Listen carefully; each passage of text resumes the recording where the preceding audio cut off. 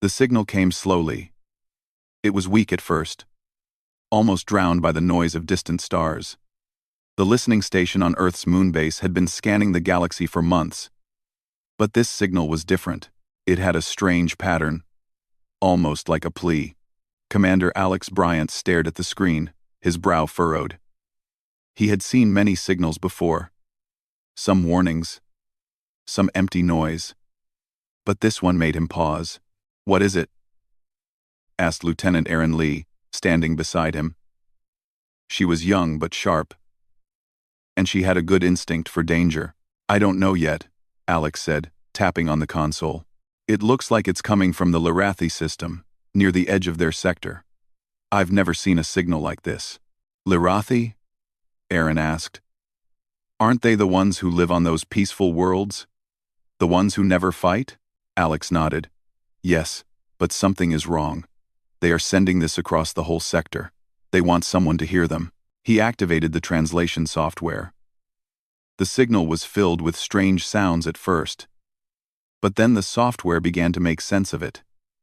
Words appeared on the screen: help, danger, mercy, Draxon. Alex's heart beat faster. Draxon. That was a word for a violent empire in that part of the galaxy. They were known for destroying worlds without reason. The Lirathi had always avoided conflict, but if they were sending this message, it meant they were in real danger. "We need to tell the Council," Alex said. "This is serious." On Earth, the United Earth Defense Council met in a large room with walls of metal and screens showing star maps. Alex presented the signal.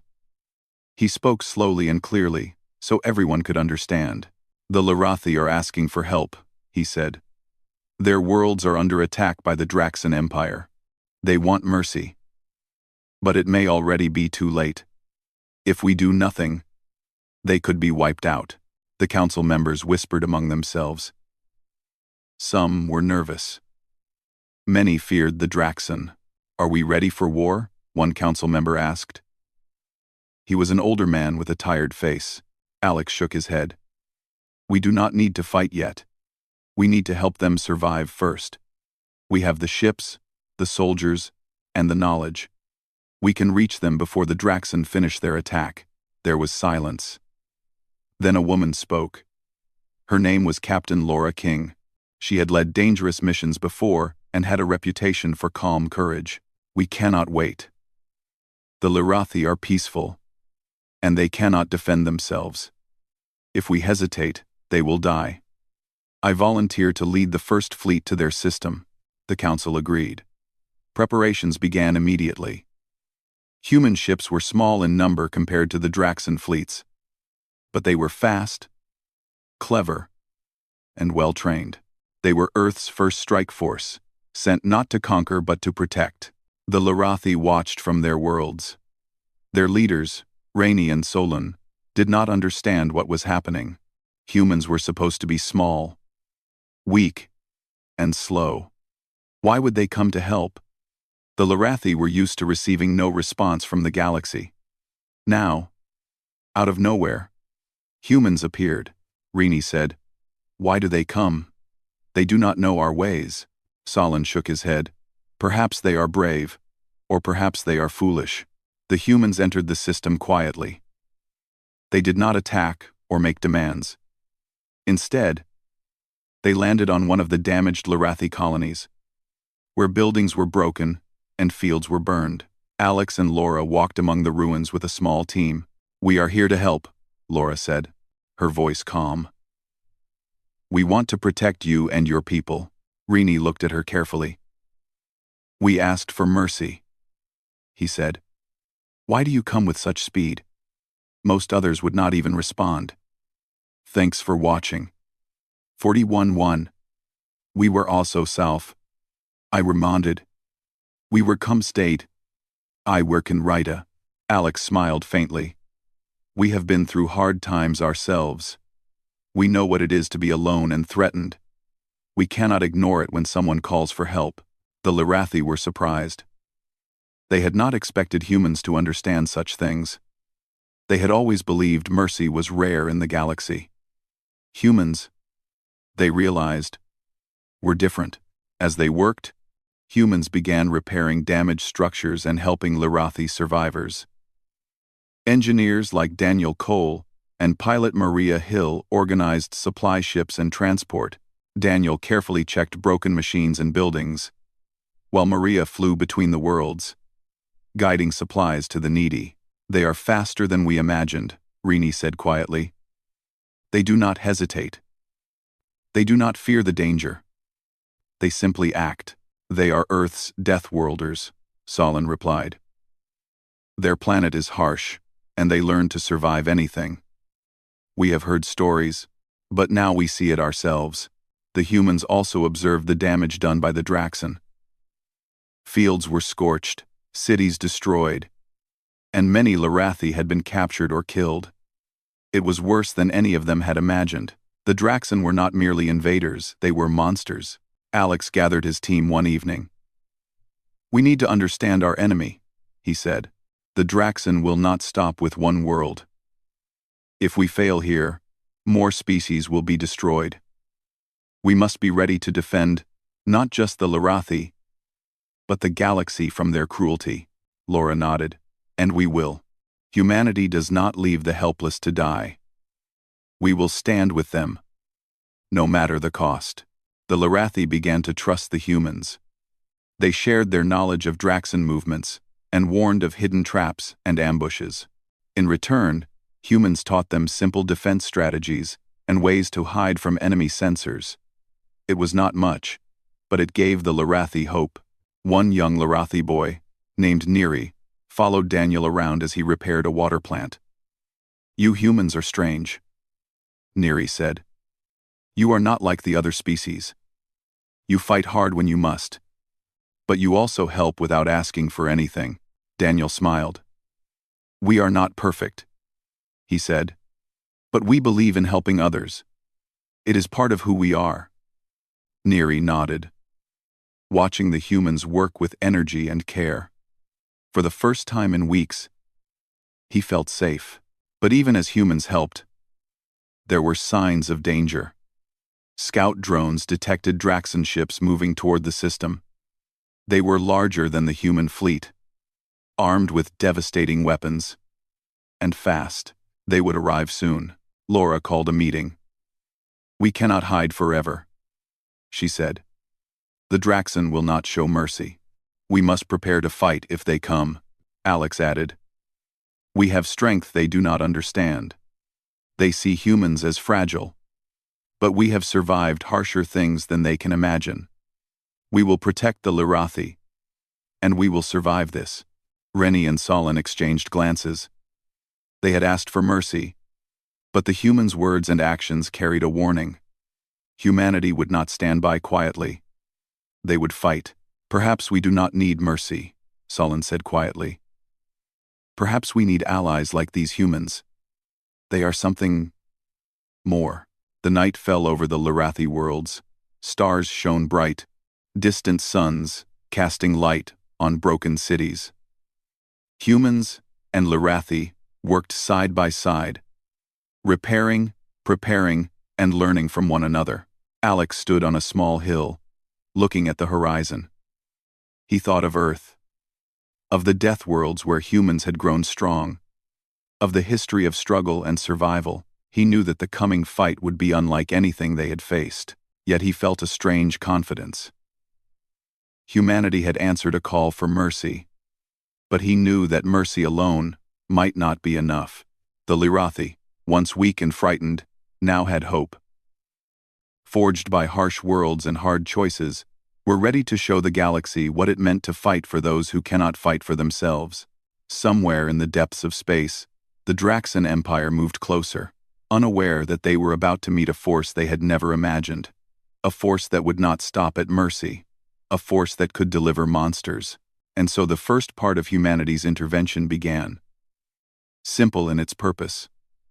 To save the helpless, to defend the innocent, and to prepare for the storm that was coming. Part 2. The truth about Earth's deathworlders. The Lirathi still could not understand humans. They watched the small, unarmored figures repairing buildings, flying supply ships, and training in the open fields. Yet there was no fear in their eyes.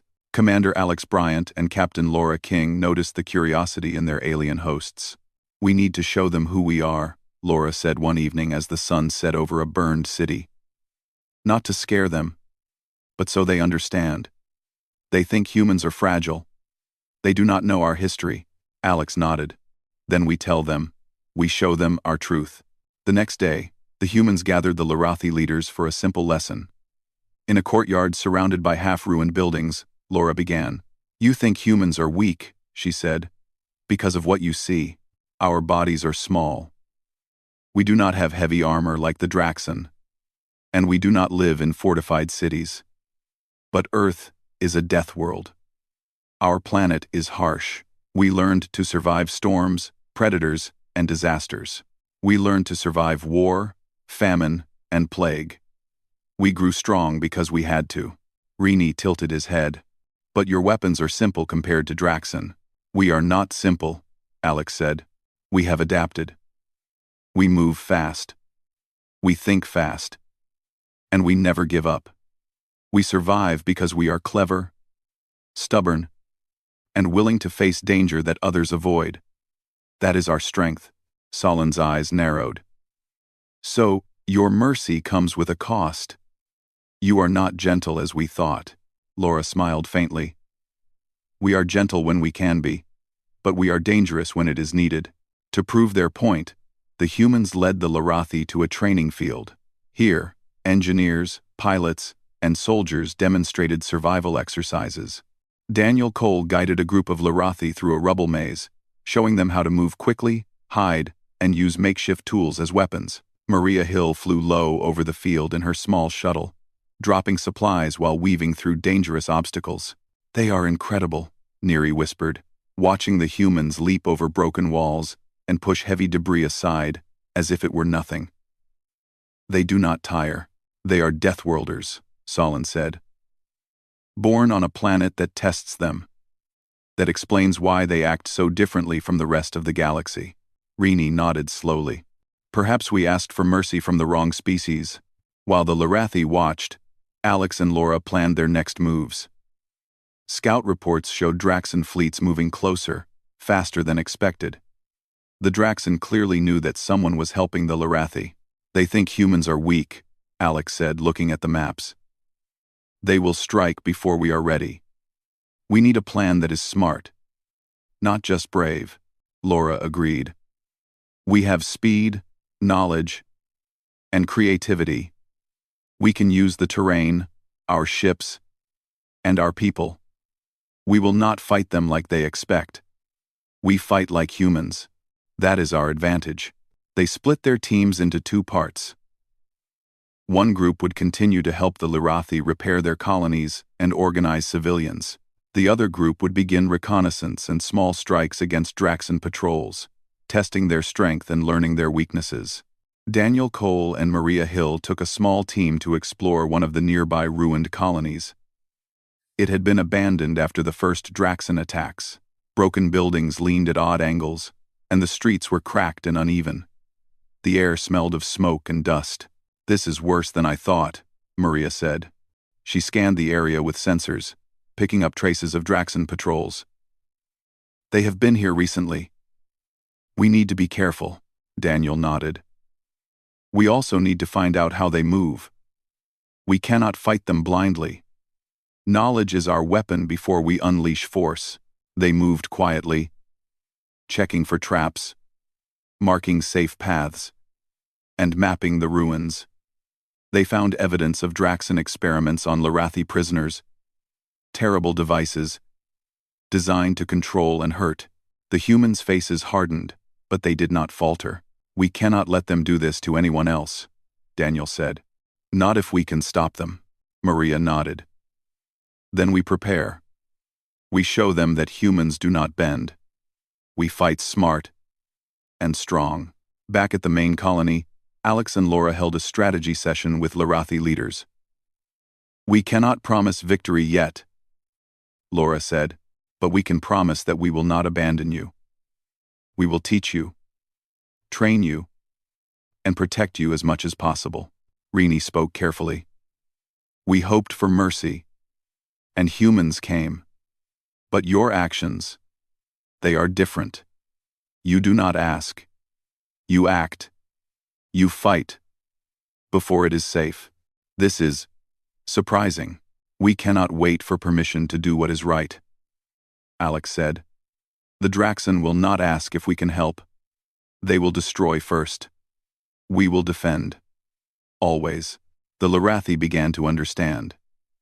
Humans were not just helpers. They were warriors, born from struggle. Survivors, shaped by harsh worlds. They were not fragile. And they were not weak. They were something far more dangerous than the Draxan expected. Small battles began as Draxan patrols entered the system. Human scouts, using speed and clever maneuvers, disrupted the enemy's sensors and communications. Maria Hill flew her shuttle through narrow canyons and asteroid fields, avoiding detection while gathering information. Daniel Cole's team set traps that damaged Draxan drones without being seen. The Lorathi watched in awe. These humans fight in ways we do not understand, Solon whispered. They are not monsters, but they are terrifying in their skill. Perhaps they are the guardians we needed. They are Deathworlders, Rennie said. They survived what no other species could survive on their own worlds. Their strength is in their minds, their speed, and their refusal to surrender. We only see a glimpse, but it is enough to know. Mercy is not all they bring. As the humans trained the Lorathi, Alex shared another truth. We are not invincible, he said. We have weaknesses, but we survive by thinking, adapting, and never giving up. The Draxan expect fear. We do not give it.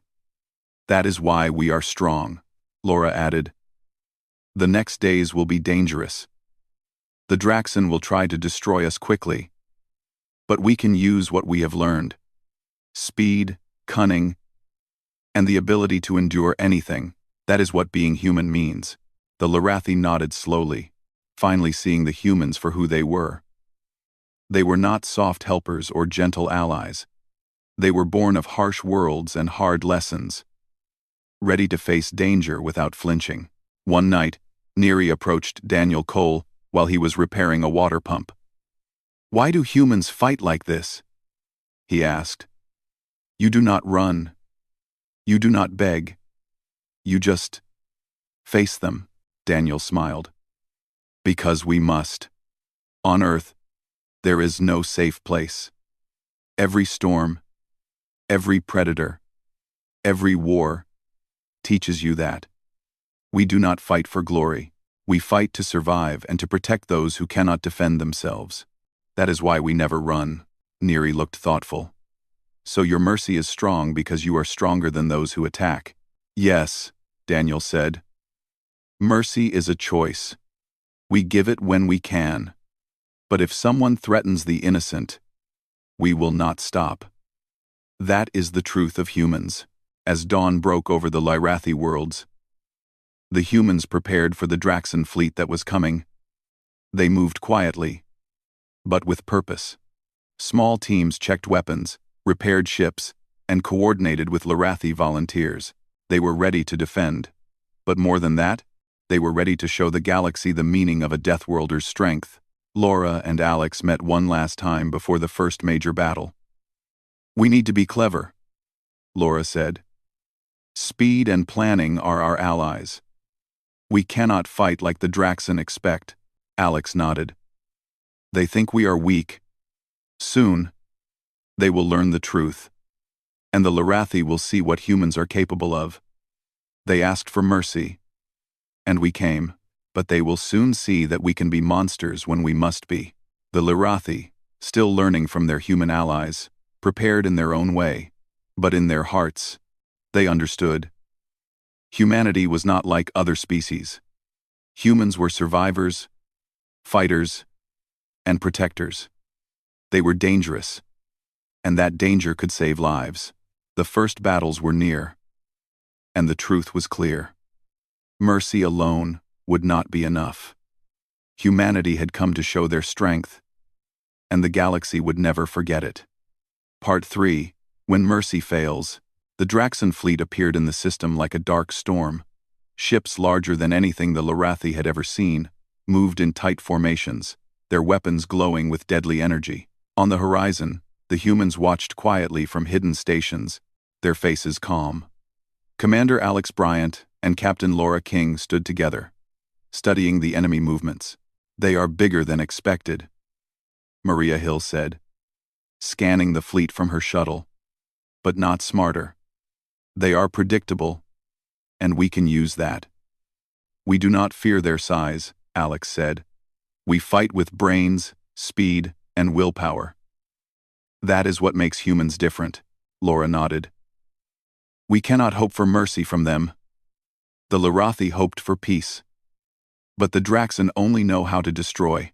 It is time to show them what happens when you threaten those we protect." The Larathi watched nervously from the colonies. Rini whispered to Solon, "We asked for mercy, and humans came. But now, I see they are not here to plead. They are here to fight." Solon's eyes followed the human ships, moving among asteroids, disappearing and reappearing, as if the stars themselves were helping them. "They are frightening in a good way. If these humans are on our side, perhaps we can survive this." The first clash was small, but intense. A group of Draxan patrol ships moved too close to the Larathi colonies, expecting easy prey. Maria Hill's shuttle and a squad of human fighters appeared from behind an asteroid field. They struck quickly, disabling the Draxan engines before they could fire properly. The Draxan ships tried to respond, but human tactics were strange and unpredictable. "They do not fight like anyone we know," Solon whispered. "They are clever and fast. Almost like they are part of the world itself." Daniel Cole coordinated traps on the ground, setting up devices that disabled Draxan drones without harming the colonies. The Larathi volunteers watched and learned, amazed at the humans' efficiency.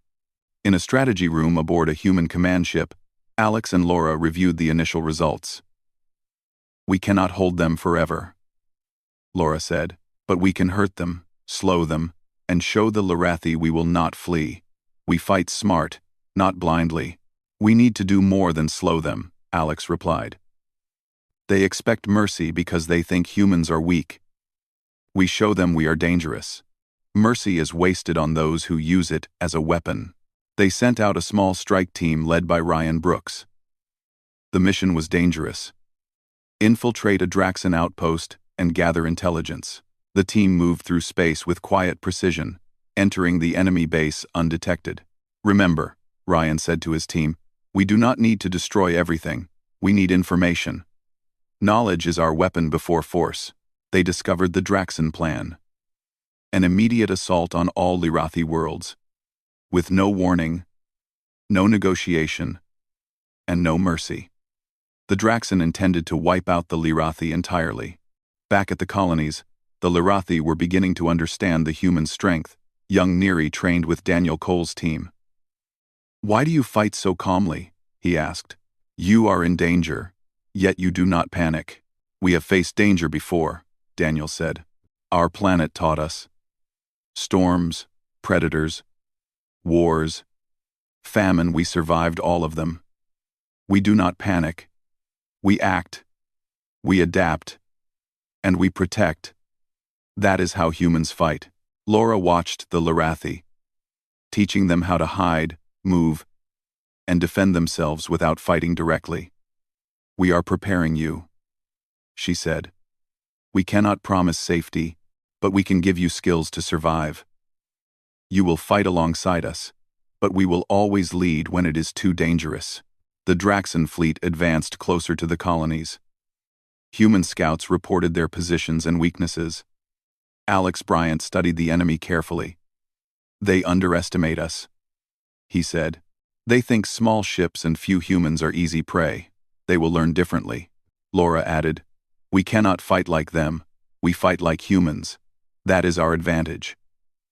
Brains, speed, creativity, and determination." The first major battle erupted near a small asteroid belt.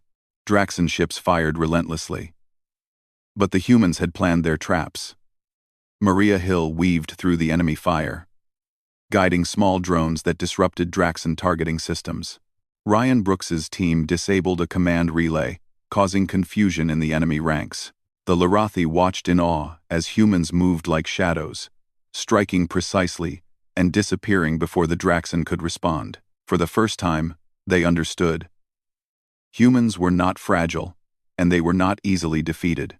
On the ground, Daniel Cole's teams worked with Larathi volunteers to repair defenses while avoiding enemy patrols.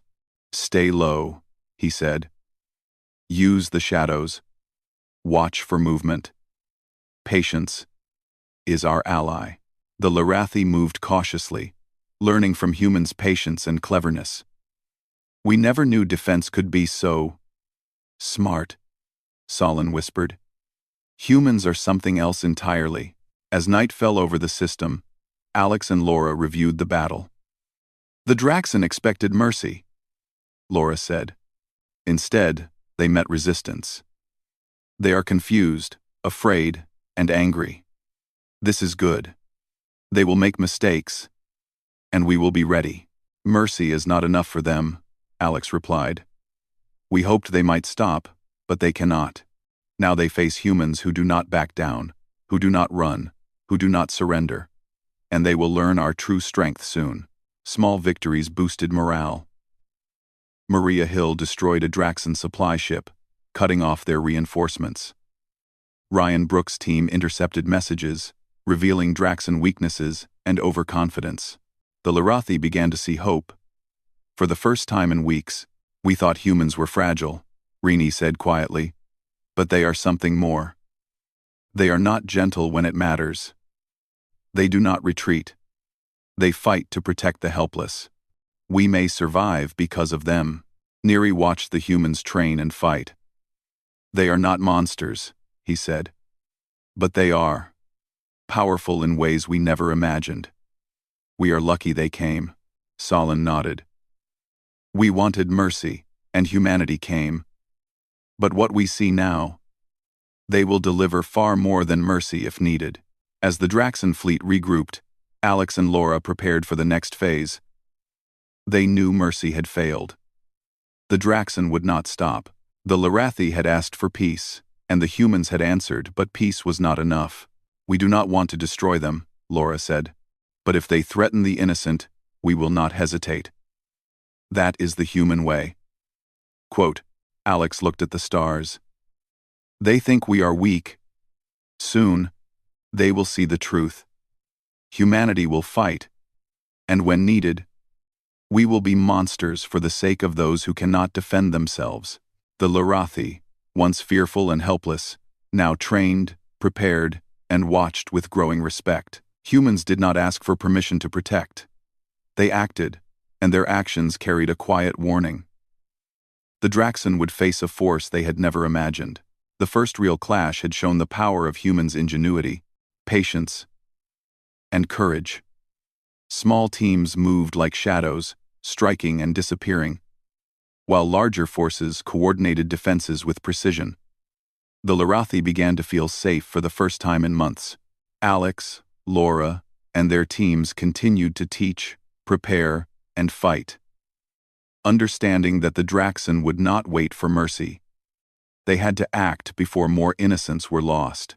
"We are ready," Alex said to Laura as they watched the distant battle lights. "Mercy alone could not save them. We have prepared our people, our allies, and ourselves. The Draxon will learn what it means to face humanity." Laura nodded. "We fight for those who cannot fight. That is our strength. They will call us monsters if they survive. But we fight for the right reason." The Larathi looked at the humans with awe and hope. They had asked for mercy, but what they received was far more: courage, cleverness, and fierce protection from beings who had been forged by the hardest world in the galaxy.